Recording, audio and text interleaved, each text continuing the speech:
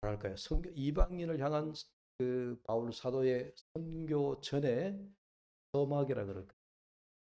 그런 그 아주 샌드위치처럼 중간에 베드로 사도의 기적과 같은 놀라운 일이 일어나는 것이 이제 사도행전 10장입니다.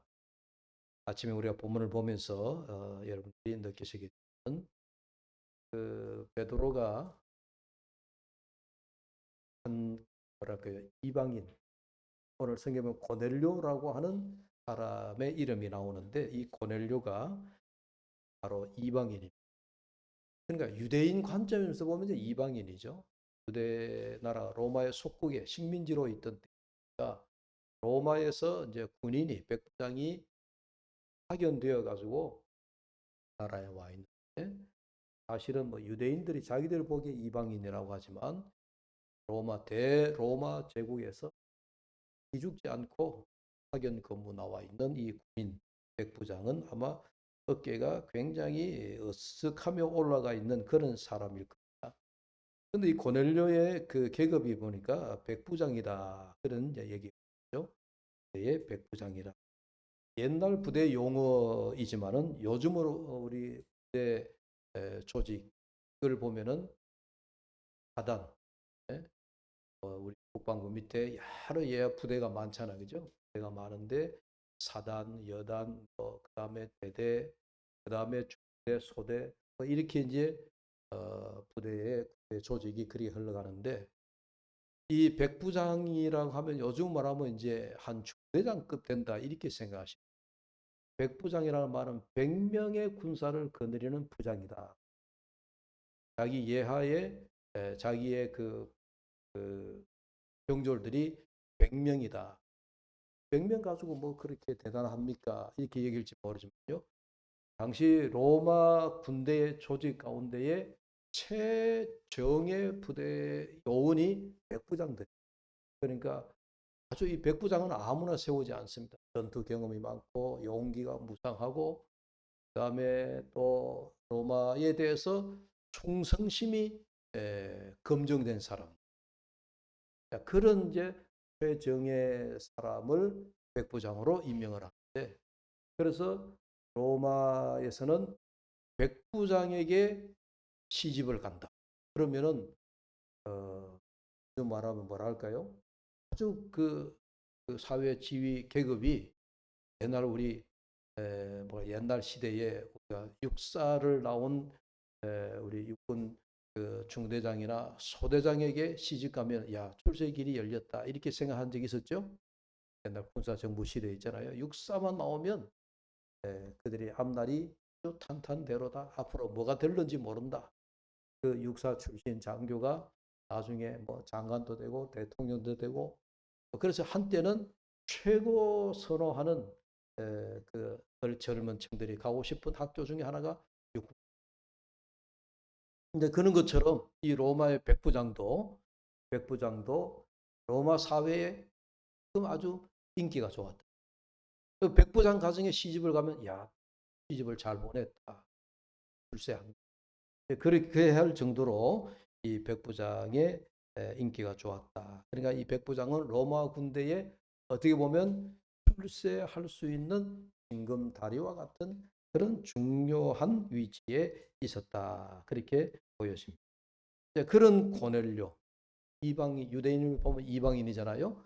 로마인이 와서 와 있는 이방인인데, 그런데 오늘 성경에 보면 이 고넬료 이방인이라고 하는 사람이 뭔가 신앙이 그 속에 믿음이 들어가 있는 거예요. 기도하는 사람, 그 다음에 구제하는 사람. 근데 하나님께서 구제를 잘하고 기도를 열심히 하고 있는 그 고넬료의 그 기도가 하나님 앞에 상달되었다. 하나님이 들으셨다. 그렇게 했습니다. 그러면서 이제 하나님께서 이 고넬료 가정, 그 고넬료의 온 가정을 구원하시려고 하는 그런 계획을 하나님이 가지신 거예요. 그런데 한 이방인의 한 가정을 하나님이 구원하시고 그 가정을 전도하신다 하는 게 그래 대단한 일일까요? 근데 제가 이 사도행전을 강의하면서 우리가 스데반의 그 죽음으로부터 시작해서 이제 사울이 모든 그 예수 그리스도를 따르던 부활의 주님을 따르던 제자들을 잡아 죽이는 데 앞장서면서 핍박을 받던 그 시절에 사도 바울이 부활의 예수님을 담에게서 만나가지고, 그리고 주님이 그 바울에게 하시는 말씀이 나는 너를 이방인을 위하여 택한 내 사도다, 내 그릇이다. 그러면서 뭔가 이제 복음이 유대 사회에 그들만의 하나님이라고 하는 그들 세계에 갇혀 있던 그 하나님을 이제 마치 본문을 열어가지고 이 복음을 세계 만방으로 퍼치려고 하는 하나님의 그 계획이, 그 징검다리가 복음의 이방인으로 흘러가는 그 하나님의 증거, 하나님의 어떤 계획에 그걸 보여주시는 사건이 이 고넬료 사건. 그런데 그걸 이제 사울이 세계를 향하여 선교 복음을 전하기 전에 베드로를 통하여서 이방인을 향한 하나님의 구원의 문을 열어두셨다 하는 것을 보여주는 것이 이 고넬료 과정을 전도하시는 그런 일이거든요. 그런데 그 고넬료 과정을 하나님께서 구원코자 하는데 그 계획이 참 신비롭습니다. 왜 신비로우냐 하니까, 고넬료가 그 유대인들의 관습, 하루에 3번씩 기도한다 그랬죠. 거기에 따라 가지고 이 고넬료가 기도하는 그 시간에 하나님께서 환상을 통하여 이 천사를 통하여서 이 고넬료에게 환상을 보여주는 거죠. 그러니까 신비한 일이 지금 일어나고 있는 겁니다. 고넬료로서는 한 번도 경험해보지 못했던, 자기가 기도한다고 해서 이방인으로서 유대 사회에 와가지고 어떻게 복음을 접하게 되어졌는데, 기도를 하기는 하는데, 오늘 기도하는데 그 기도 중에 아주 신비로운 일이 일어나더라 하는 그런 얘기입니다.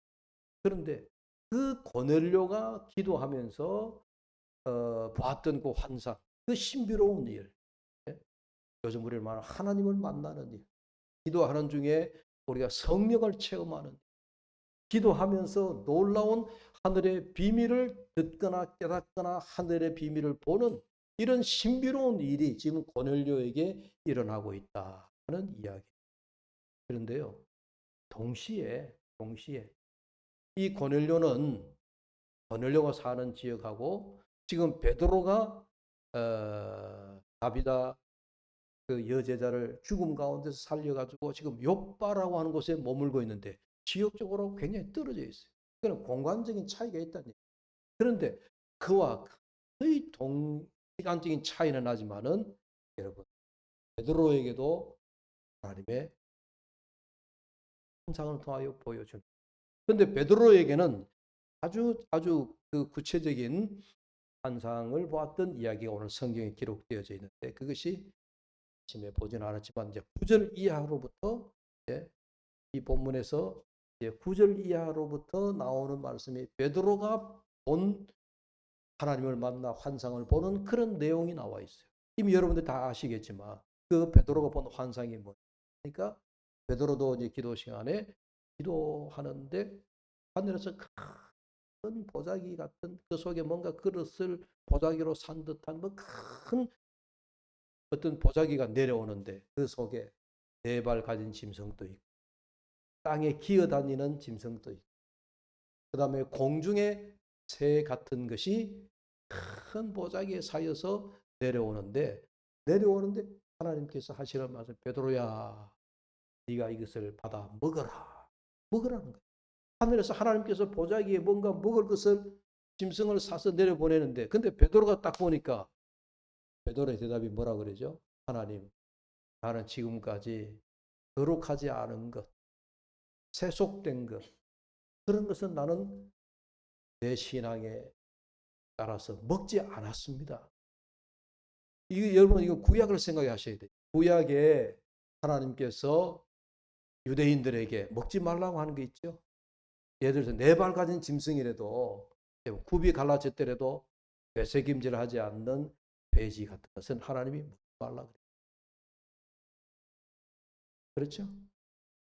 공중에 나는 새라고 오늘 성경은 그렇게 단순히 나오지만, 베드로가 볼 때는 그 공중에 나는 새 가운데 하나님이 솔개라든지, 그러니까 맹금류종, 우리가 말하는 독수리, 이런 것은 하나님이 먹지 말라 그랬거든요.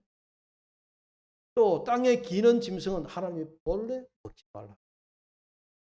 그러니까 베드로 보니까 전부 다 구약적으로 이게 우리 유대 전통적으로 내려오는 이게 음식에 대한, 이거 다 몸은, 그래서 베드로가 하나님, 이 더럽고 추악하고 가증하고 속된 것을 내가 지금까지 먹지 않았는데 하나님이 왜 먹으라 하십니까? 그러면서 베드로가 응대를 했어요. 그래서 하나님께서 하시는 말씀이, 내가 괜찮다라고 하는데 네가 왜 그러느냐. 하나님이 내가 괜찮다고 그러는데, 내가 속되다라고 말하지 않는데 네가 어떻게 하여 먹지 않는다고 하느냐.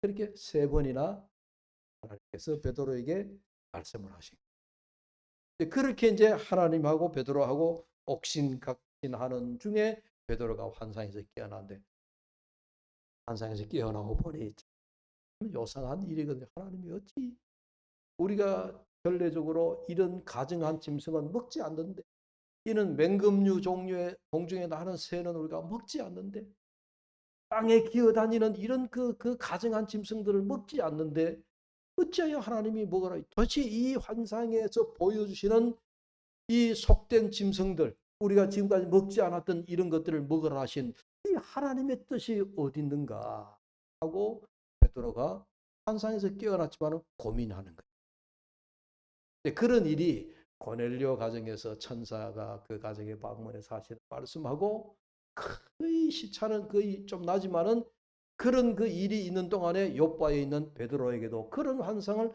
하나님이 보여. 여러분, 우리가 영화를 보면 왜 영화의 한 장면에서 2장면 나오죠? 그렇잖아요. 뭐 이렇게 그걸 무슨 장면을 그런지 모르겠는데 하여튼 입체적인 장면이에요. 화면은 하나인데 한쪽에는 뭐 어느 뭐 이래 뭐 며느리 집 보여주고, 한쪽에는 시아버지 보여주고, 뭐 이래 가서 막 갈등이 나오는 그런 이중적인 그런 장면들이 있죠.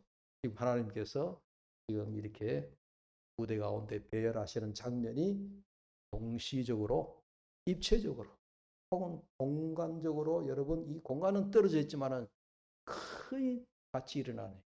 그 두 사건이 여러분 연관이 있다 없다? 연관이 있다는 얘기. 고넬료에게 보여준 그 신비로운 하나님의 그 환상과 베드로에게 보여주신 하나님의 그 놀라운 환상 속에서 보여주신 그 그림들하고 이게 관계없는 얘기가 아니란 얘기예요. 서로 관계가 있더라.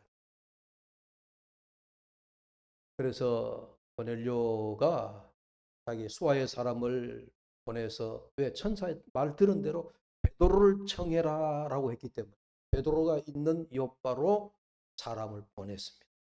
베드로가 환상에서 막 깨어남과 동시에 밖에서 사람이 얘기합니다. 베드로 사도요, 저 고넬료라고 하는 이방인 백부장이 사람을 보내서 사도를 모시러 왔습니다. 청하러 왔습니다.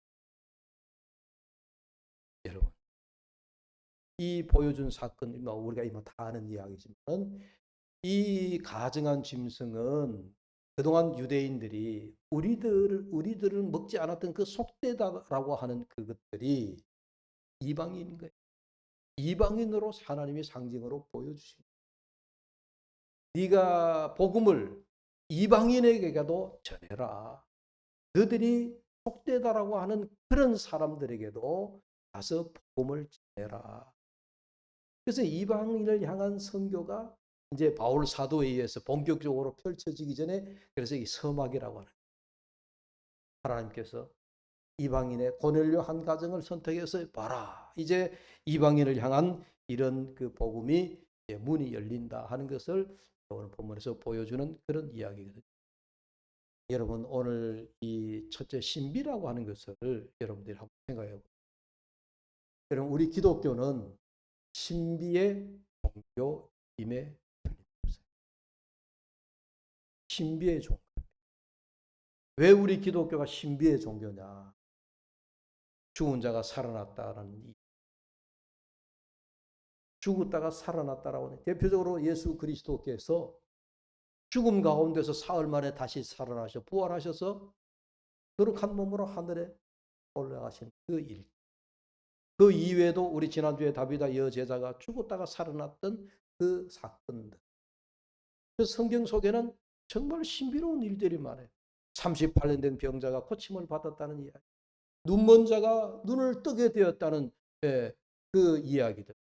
안진병이가 일어났다는 이야기들. 성경에는 신비로운 이야기들이 참 많습니다. 그 신비로운 이야기들 가운데서도 가장 신비로운 것은 우리가 죽음에서 부활이라고 하는 그 말씀이 가장 신비롭습니다. 그래서 우리 기독교는 신비의 종교다라고 이야기를 할 수가 있습니다.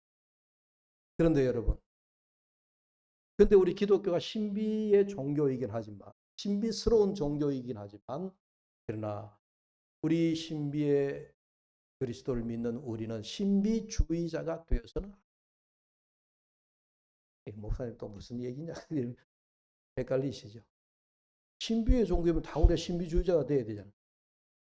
신비를 믿되, 신비스러움을 믿되, 우리가 신비주의자에 빠져버리면은, 그래서 우리가 신비주의자에 빠진 자들을 보면 잘못된 길로 가는 사람들 많죠? 예수 잘 믿다가 그만 신비주의자에 빠져가지고 이단으로 흘러가 버린 자들도 많아요. 신비주의자가 되면 안 된다. 이걸 여러분들 헷갈리시면 안 돼요. 우리가 예수를 믿되, 기독교를 믿되, 우리 성경을 믿되 합리적이고 이성적인 그런 판단 기준을 가지고 우리가 믿어. 그러니까 신비와 이성이라고 하는 거예요. 의봉 우리가 충돌이 일어날 수 있는 개념이에요. 목사님, 우리 기독교가 신비적이다라고 하면서 또 합리적이고 이성 아닙니다. 우리 기독교는 또 철저하게 합리적이고 과학적이고 이성적인 종교입니다. 그러나 우리가 과학만 믿고 이성적이고 합리적인 것만 우리가 이야기하고 따져가지고 우리 기독교 속에 있는 신비적인 것을 다 걸러내버리면은 우리 참된 기독교를 알지 못. 참 그래서 우리가 참 어렵습니다. 우리가 세상을 살아가는데 이성적이어야 돼, 합리적이어야 돼. 여러분, 얼마나 우리는 이 세상을 살아가는데 과학적으로 살아가야 돼. 그러나 그 가운데에 살아가지만은, 그러나 우리는 가장 합리적이면서도 성경에서 우리 이성으로, 우리 과학으로 도저히 증명되지 아니하는 신비로운 사건들을 우리가 믿어야 됩니다. 그래서 우리 기독교가 참 여러분 어려운 겁니다. 쉬우면서도 어렵습니다. 아무튼 오늘 고넬료의 이 신비로운 경험, 또 베드로의 신비로운 환상, 여러분 경 속에 나오는 오늘 신비로운 두 장면을 제가 말씀을 드리면서, 제가 기독교는 신비적이고 그러면서 동시에 우리 기독교 교회는 가장 합리적이고 이성적이고 하는 것을 제가, 그래서 어느 한쪽으로 우리가 치우쳐버리면 안 된다. 그러면 위험하게 된다. 여러분 신비주의자가 되어버리면 결코, 너무 이성주의자만 되어버려도 안 돼. 그래서 이 뭐 주관지대라 하기 참 그렇습니다만은, 아무튼 그런 점들을 여러분들이 이해하시면 좋겠습니다. 자, 다시 본문으로 돌아가서 여러분 이 사도행전 10장에서 유대인들이나 심지어 베드로와 같은 제자들조차도 아직까지도 바꾸지 못하고 있는 이방인에 대한 구원의 하나님의 역사. 그러니까 이방인에 대한 편견들이 이 유대인들 사이에 이게 어제 오늘의 일이 아니었어요. 오랫동안에 이방인에 대한 편견이 일어나는 거예요. 하나님은 우리들만의 하나님이지 이방인의 하나님은 될 수 없다. 이게 이방인은, 그래서 유대에서 내려오는 그들의 속담 가운데 뭐냐면, 이방인은 하나님께서 지옥을 불사르실 때에 불쏘시개로 쓰신다. 그렇게까지 그들의 이야기가 그들 가운데 이 전승이 되어서 흘러내려오고 있습니다. 그러니까 이방인은 아무 설명 없대. 언젠가는 하나님께서 이방인들 추수할 때 쭉정이를 끌어모아다가 그 농부가 불을 질러서 다 태워버리는 것처럼 하나님께서 이 이방인들을 언젠가는 지옥불을 지피는데 전부 다 불쏘시개로 쓰신 얼마나 참 그런 편견들을 가지고 있었겠습니까? 그래서 하나님께서 이러한 이방인 고넬료를 향한 구원의 계획, 한 가정에 대한 하나님의 구원 계획임과 동시에 이제 구원이라고 하는 것이 유대인들이 생각하고 있던 그들만의 어떤 전용물이라 그럴까요? 근데 그런 틀을 이제 고넬료 가정을 하나님이 구원하시고 그 온 가정을 세례를 주시면서 이방인에 대한 잘못된 어떤 편견의 틀을 완전히 깨어버리시고 있다 하는 이야기입니다. 그 편견을 누가 깨는 거예요? 하나님께서 환상을 통해 베드로에게 보여주신 그 사건을 통해서 이제 하나님이 깨뜨리고 계신다. 내가 속되지 않다라고 얘기하는데 베드로야 네가 와 속되다고 말하느냐 그런 얘기. 이러면 우리가 잘 아는 요한복음 3장 16절에 하나님이 세상을 이처럼 사랑하사 독생자를 주셨으니 이는 그를 믿는 자마다. 이게 이제 개혁 개정에는 믿는 자마다, 옛날 우리 개혁 성경에는 누구든지 예수 믿음, 누구든지 예수 믿으면은 멸망하지 않는 그런 말씀을 하잖아요. 누구든지라고 하는, 누구든지 예수 믿으면 멸망하지 않는. 여기는 유대인이든지 이방인이든지 죄인이든지 누구든지 예수 믿으면 멸망하지 않고 영생을 얻게 하려 하심이라 그렇게 말씀하고 있죠. 그래서 여러분 우리가 이 편견이라고 하는, 이 사람의 편견이라고 하는 것이 얼마나 여러분 무서운지 모릅니다. 유대인의 종교적인 편견, 하나님께서 고넬료 가정을 향한 구원의 계획을 가지고 있다라고 하는데 베드로조차도 그걸 인정하지 못하려고 환상 속에 하나님과 이렇게 말다툼을 하는 그런 모습을 우리가 보게 된다는 얘기예요. 여러분 편견이라 그러니까 우리가 세계사적으로 보면 흑인과 백인에 대한 편견이 정말 수백 년 동안 내려오고 있습니다. 지금 현대 사회에서도 백인들이 흑인들을 대하는 편견이 완전히 사라졌을까요? 지난번 오바마 대통령 때는 흑인이 대통령이 되기도 했지만 그러나 여러분 보세요. 지금도 미국 사회에는 백인 우월주의라고 하는, 그래서 백인들이 흑인에 대하여서 어떤 생각을 가냐. 백인들은 못 배우고 백인들은 더럽고 백인들은 행동들이 거칠고 뭐 그런 그 편견들을 가지고 있더라는. 그게 왜 그럴까요? 특정한 백인들이 흑인들을 지배했거든요. 흑인들을 자기 집에 노예로 삼았거든요. 그래서 이 백인들이 흑인들을 대하는, 물론 남북 전쟁을 통하여 흑인 노예 해방을 했지만은 지금은 뭐 제도적으로 그런 그건 완전히 다 사라졌다라고 하더라도 여러분 가끔 보면 미국에서 우리 세계 뉴스에 나오는 것들을 보면 백인이 뭐 어떻게 흑인들을 어떻게, 그래서 흑인 폭동이 일어나 뭐 이런 이야기들을 우리가 듣잖아요. 이런 것들이 다 백인들이 흑인에 대한 옛날부터 내려오는 수백 년 동안 내려오는 편견이 아직도 여러분 완벽하게 다 해소되지 않았다 하는 그런 것을 우리가 보게 되어집니다. 제가 길거리에 나와서 운전하는 중에 저도 이제 그런 편견을 버리려고 많이 생각을 하는데 그게 잘 안 버려지더라고요. 운전하다가 뭔가 앞에서 이상하게 운전하는 사람도 있잖아요.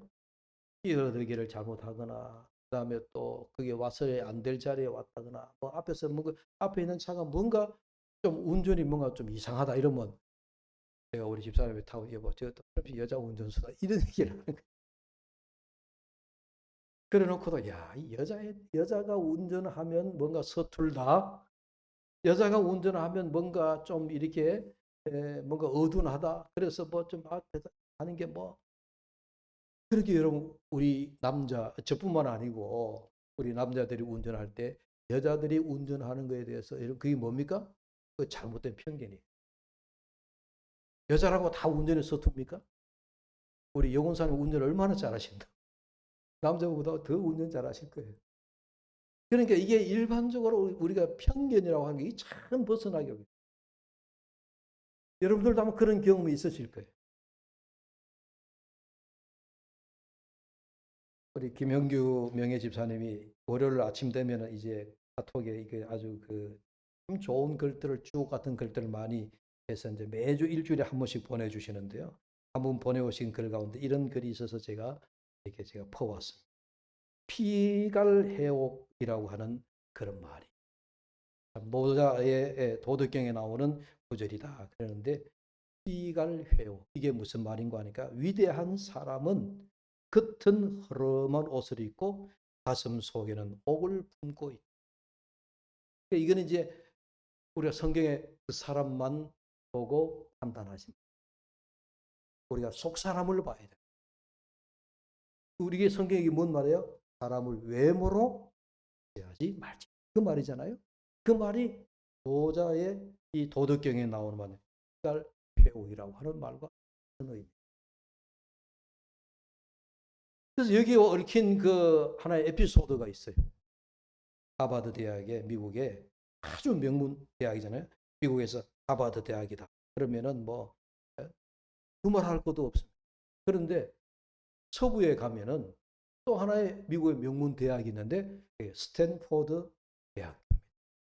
그러니까 동부와 서부에 서로 양산맥을 이루는 유명한 대학교입니다. 그런데 이 하버드 대학교와 스탠포드 대학교에 얽힌 이야기예요. 한 번은 하버드 대학교 총장실에 빨간 옷을 입고 두 부부가 찾아왔습니다. 총장 비서가 외형의 옷차림을 보니까 시골 뜨내기라도 그런 시골 뜨내기가 없어요. 그럼한 옷을 입고 아주 남루한 옷차림을 입고 왔으니까. 그 총장하고 시간 만날 예약을 했습니까? 그러니까 아니요, 그냥 찾아. 오늘 총장은 하루 종일 일정이 잡혀 있으니까 만날 시간이 없습니다. 이 노부부들이 아닙니다. 오늘 총장을 좀 뵈야 되겠습니다. 또 그러니까 비서가 할 수 없이 총장에게 쪽지를 보내서 밖에서 지금 노부부가 총장님을 뵈려고 그럽니다. 그래서 잠깐 만나려고 총장실로 안내를 했는데 총장이 보는 순간 첫 이미지가 남루한 옷을 입은 시골을 뜨내기 같은 노부부. 총장이 어쩐 일이요? 내 아들이 작년에 하버드 대학교 1학년에 다니다가 참 이 학교를 좋아했는데 그만 사고로 죽었는데 그 죽은 아들을 기념해서 이 학교에 뭔가 기념을 하고 싶다. 그렇게 얘기했어요. 총장의 이야기. 당신의 아들과 같은 그런 사람을 기념하려고 동상을 세우면 우리 하버드 대학교에 이 동상을 그런 종류의 동상을 세우면 우리가 땅이 모자랄 겁니다. 그러니까 동상 세워줄 수 없다 그 얘기죠. 그러니까 이 노부부가 아닙니다. 우리가 아들을 기념하는 건물을 하나 짓고 싶습니다. 그러니까 이 총장이 또 깜짝 놀래가지고 이 좋은 사람들이 이 건물을 하나 짓는데 돈이 얼마 드는지 아느냐고. 여기에 이 건물 하나를 지으려면 적어도 750만 불이 있어야 됩니다. 750만 불 우리 돈 얼마지? 한 80억, 약 100억 가까이 될 거예요. 이런 돈이 있어야 건물 한 동을 지을 수 있는데 당신들이 그런 건물을 지을 수 있겠느냐고. 그러니까 그 노부부 중에 그 아내가 여보 학교를 하나 세우는데 돈이 별 많이 들지 않네요. 우리 돌아가서 우리 고향에다가 학교를 하나 세웁시다구만. 그런 이야기를 주고받는 대화, 그 대화를 총장이 들으니까 얼굴이 여러분 새파랗게 질린 거예요. 이게 뭔 얘기요? 이 노부부들이 뭐예요? 그 자리에서 일어나서 총장에게 인사하고 돌아가서 자기 고향 스탠포드 고향에 가서 세운 학교가 지금의 미국의 유명한 대학이 된 스탠포드 자기 이름을 따서 그 노부부의 이름을 따서 스탠포드 대학이라고 그렇게 지었어요. 하버드 대학 총장이 가슴을 치면서 후회했겠죠. 그래서 하버드 대학교에 가면은 학교 교정에 이런 이야기가 이런 글귀가 붙어 있답니다. Don't judge a book by its cover. 이걸 해석을 하면 책을 껍데기만 보고 해석을 하지 마. 이게 우리말로 번역을 하면 걸 겉으로만 보고 판단하지 마라 하는 그 글귀가, 그 노 부부가 돌아가고 그런 스탠포드 대학이 세워진 것을 알고 하버드 대학교 교정에 그런 글귀가 크게 붙어 있다 하는 이야기. 총장의 편견이 참 아까운 그런 학교에 기증하려고 하는 그런 노부부를 놓친 거죠. 여러분, 유대인들의 편견, 하나님의 구원에 대한 편견, 그들의 종교적 편견은 하나님은 우리들만의 하나님이시다라고 하는 것, 하나님의 구원은 할례받은 유대인들에게만 있다라고 하는 그들의 신앙을 그렇게 제한시켰던 것. 그래서 고넬료는 이방인이었지만 그의 경건을 오늘 그렇게 표현합니다. 저는 경건하여 구제하고 기도하는 것이 하나님께 알려졌다. 그렇게 얘기했습니다. 자, 오늘 말씀을 마무리하려고. 유대인들이 전통적으로 가지고 있었던 종교에 대한 하나님에 대한 편견, 그 편견을 하나님께서 내가 괜찮다라고 하는데 베드로야 네가 왜 속되다라고 하시는 말씀. 네. 여러분, 오늘 우리가 하나님은 괜찮으시다라고 하는데 하나님 나는 그게 아니에요. 여러분, 그런 거 없어요. 하나님은 거룩하다라고 하시는데 우리는 속되다 그렇게 얘기하는 거 없습니까? 내가 된다 안 된다. 지금 베드로는 내가 안 된다라고 얘기하죠. 베드로는 내려오는 가증한 짐승들을 보고 나는 못 먹습니다 라고 했는데 하나님께서는 괜찮다. 내가 괜찮다 라고 말씀하십니다. 여러분, 우리는 우리의 편견에 갇혀 있습니다. 내가 안 된다라고 해서 하나님도 안 되시는 것이다.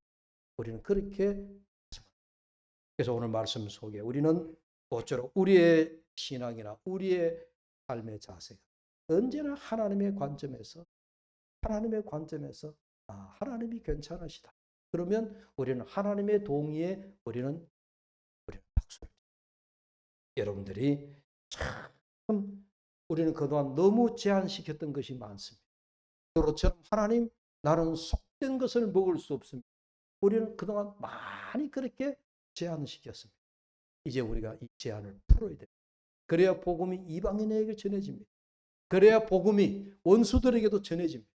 그래야 복음이 나하고 건너편에 있는 사람에게도 복음을 전해줄 수 있습니다. 복음이 전하여지기 위해서는 여러분, 우리의 편견을 깨고 이제 모든 사람들을 복음으로 영접할 수 있도록 우리가 그 역할을 할 수 있기를 주의 이름으로 축복합니다. 기도하겠습니다. 자비로 오신 하나님 아버지 감사합니다. 오늘도 베드로가 나는 안 됩니다. 먹지 못합니다. 라고 할 때 하나님께서 내가 괜찮다 말씀하십니다. 이와 같이 우리들도 하나님 앞에 하나님 나는 안 됩니다. 나는 못 먹습니다. 라고 하는 것 우리가 다 깨뜨리고 하나님이 괜찮다라고 하실 때 하나님의 동의에 수를 보내고 하나님과 함께 괜찮은 자리로 들어가는 우리 모두가 되게 하여 주시옵소서. 그래야 모쪼록 우리 대구 두레교에서 전하는 복음이 아버지 하나님 우리 영남학교 울타리를 넘어서 또 우리가 살고 있는 이 대구 지역을 넘어서 대한민국과 세상과 열방으로까지 하나님의 귀한 생명의 말씀 복음이 전파되게 하여 주시옵소서. 예수님의 이름으로 기도하옵나이다. 아멘.